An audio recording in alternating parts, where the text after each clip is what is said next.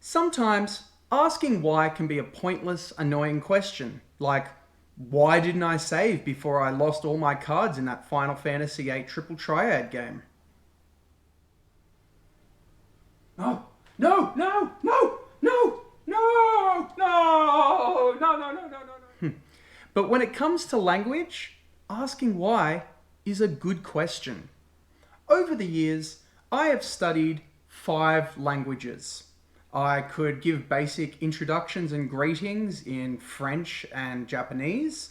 I could sing to you Panjang Umulya to live long and happy birthday in Indonesian. And to be honest, the only language that I've really managed to study and learn would be Korean. And that was because I've spent many years studying hard and trying to understand it. You see, I've always been one of those people that has never really accepted being able to just copy a language. I don't like the concept of copying instead of learning, or becoming a parrot instead of a human. Like, yeah, it can get you by tourism, you can just go and talk your way through some basic interaction. But actually learning and understanding to me is something really important that I want to have when it comes to language.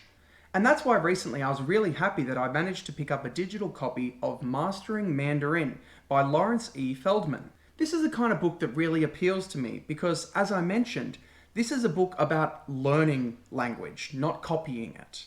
This isn't the kind of book that you just kind of pick up, open it and start reading phrases out of to try get by your basic tourism. No, this is the kind of book where you open it up and you begin to understand and learn about what the language is about. You start to realize what these symbols mean, why they were made that way, what they're supposed to interpret. And believe me, when it comes to Chinese, there is a lot of interpretation in certain parts.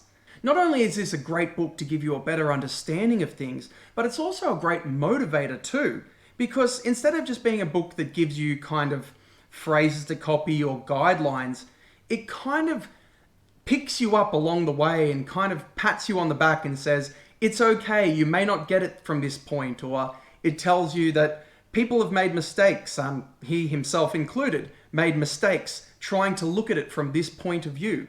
And it kind of helps you understand the different ways you can look at the language and different ways you can approach it as well, like a motivator, if you will.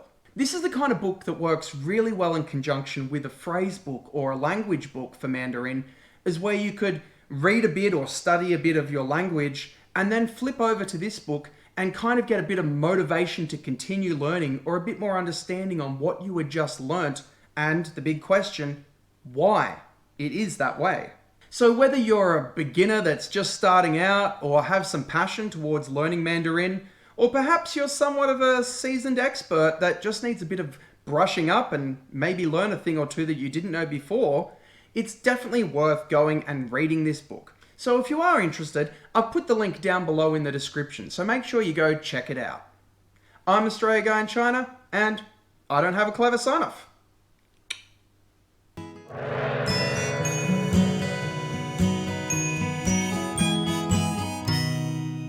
No, no, no, no, no, no, no, no, no, no, no, no, no, no, no, no.